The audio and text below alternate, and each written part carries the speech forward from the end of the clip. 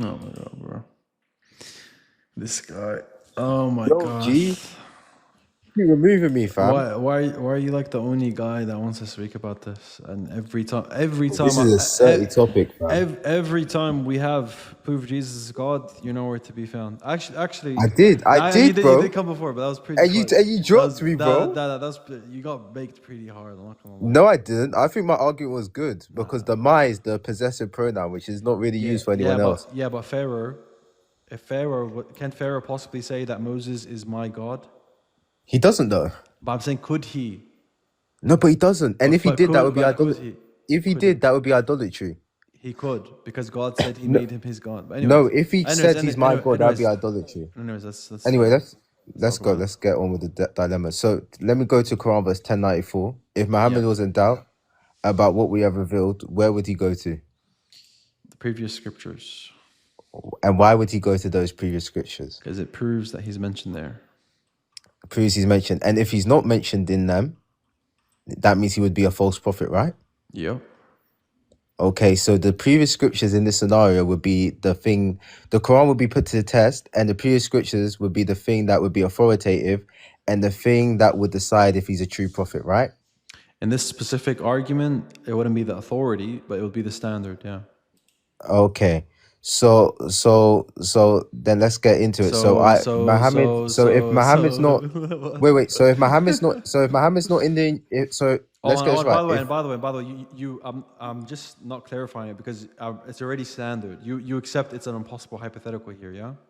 Yeah. Okay, beautiful. If Muhammad is not in the Injil, Yeah, that means he would be a false prophet, right? yeah. Okay, so where would you say Muhammad is in the Injil? Matthew 22. Matthew 22, right? Yeah.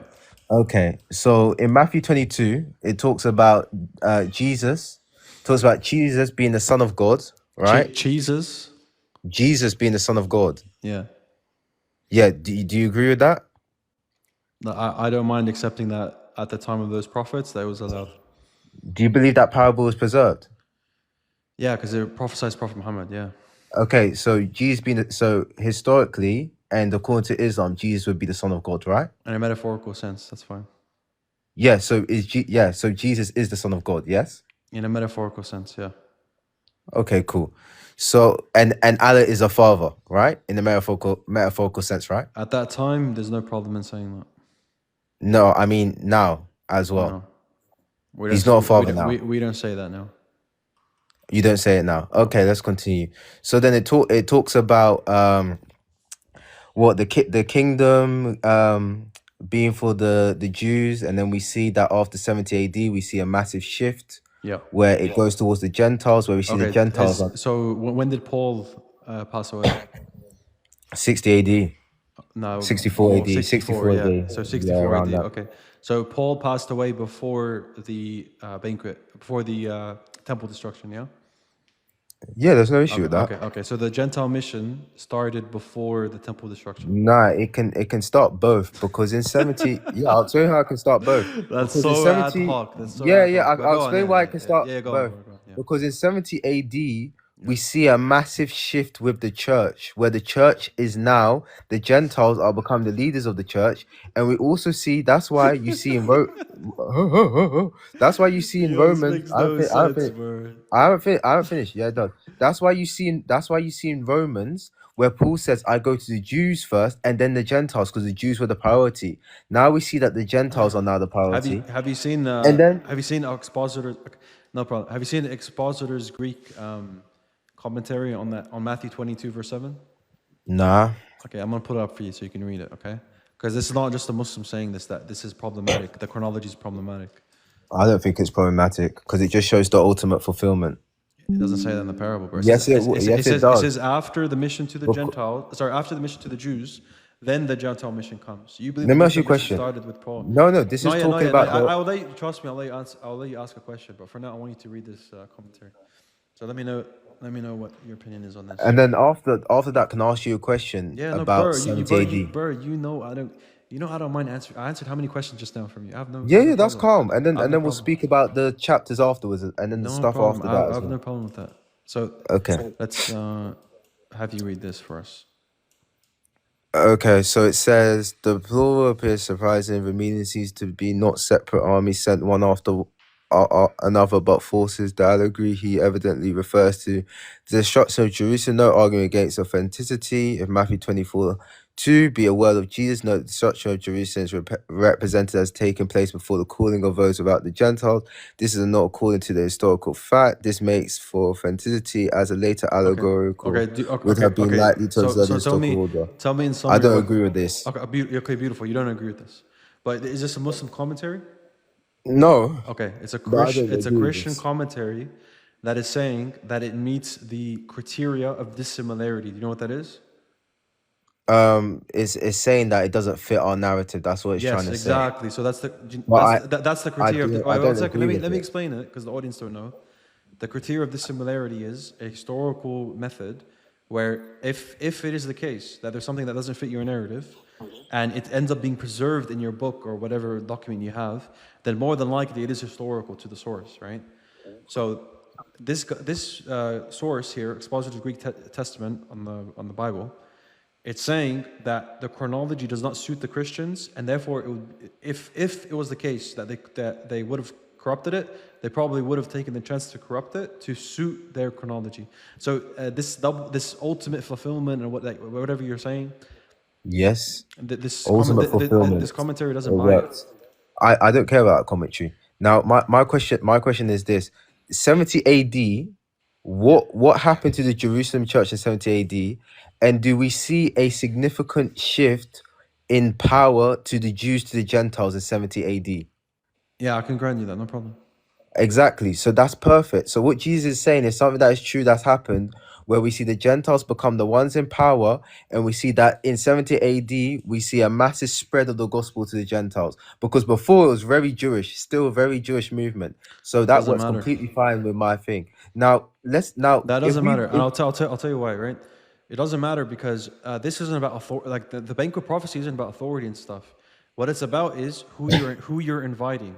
Who you're inviting is only the Jews. Then after the temple destruction, after their punishment, then you invite no, non-Jews.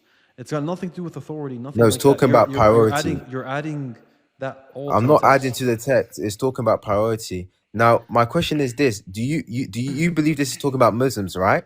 Yeah. Now, this is where we're gonna see if you're gonna be honest or dishonest.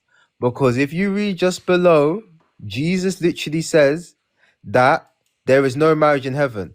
Now, in heaven, are you gonna get 72 virgins, my friend? Let me just double check that. Yeah, read it. No marriage in heaven.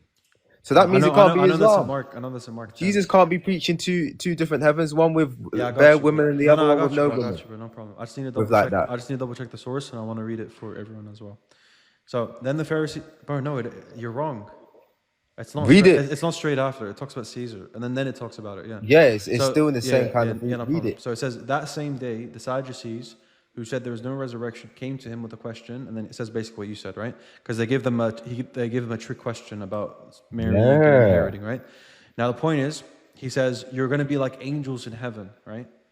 Now I know for a fact that this is wrong, and I'll tell you why. Okay, let me ask you something. In heaven, are you going to be eating in there? What? Eating? Yeah, you're gonna have a banquet. You're gonna be eating with Abraham and Jacob, and all these people are gonna come together and eat. I don't know about the eating part, but probably, yeah. What's Yeah, the point? there's gonna be food in heaven, Yeah, right? what's your point? Okay, beautiful. Do angels eat in the Bible? I don't know. I haven't seen it. Angels don't eat. Angels don't eat in the Bible. But bro, So what's when your point? Jesus says, okay, stop there, stop there. So when Jesus says, and don't interrupt me, I muted you preemptively. When Jesus says that at the resurrection, people will neither marry nor be given in marriage. They'll be like the angels in heaven. We know that the angels in heaven part is definitely not true, because if we're going to have carnal, basically being satiated carnally, then in a sense where you're eating, then it follows, logically follows, then yeah, you would have relations in heaven as well.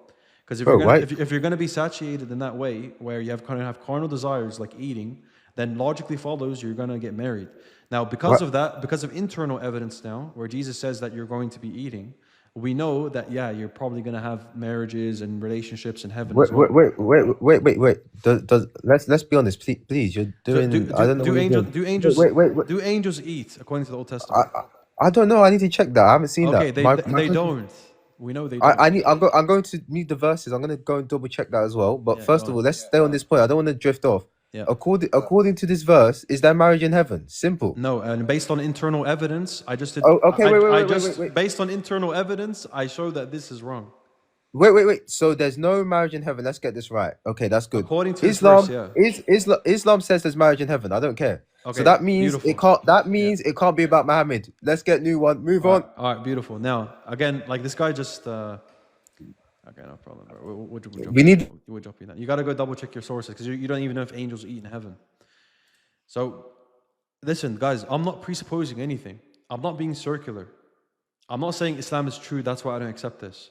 I'm saying Jesus here cannot be saying this. There's no way. Because if Jesus is saying you're going to be like angels in heaven, then you're not going to be eating in heaven then, because angels don't eat.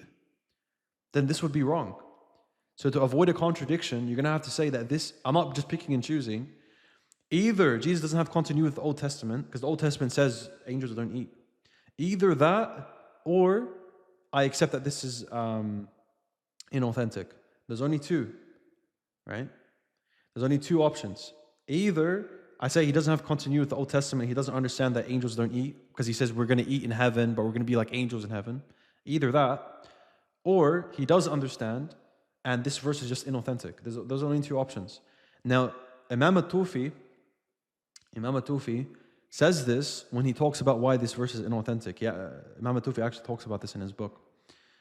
So that's why I was prepared for that whole argument he was bringing.